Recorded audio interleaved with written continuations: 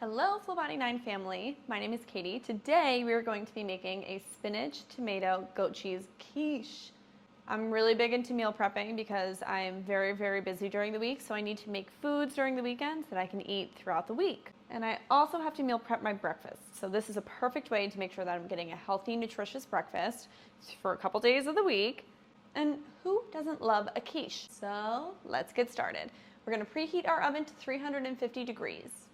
While our oven is preheating, I'm going to go ahead and mix together 8 eggs, a half a cup of milk. You can do any milk of your choice. Today, as per usual, I'm doing oat milk.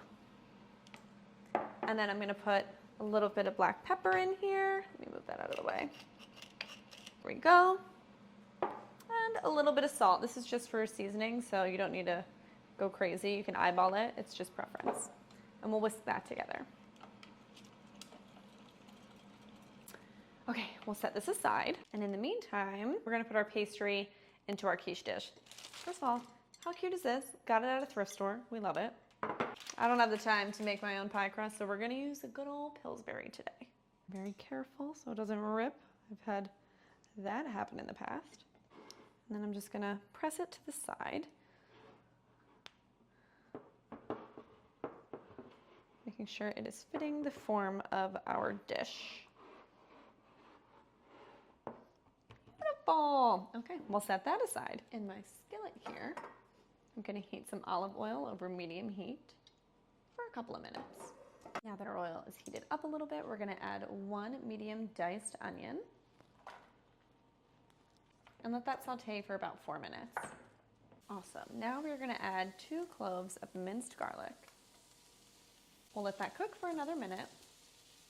And now we'll add 2 cups of spinach and saute that until it wilts. That is looking perfect. We're gonna add that to the quiche dish. Spread that around. Beautiful. We're gonna add our tomatoes in as well.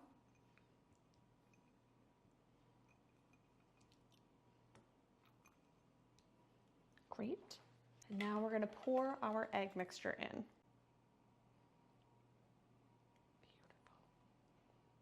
Love it, love it, love it. Amazing. We're gonna top that with 6 ounces of goat cheese. I mean, you could do feta, but I'm doing goat today.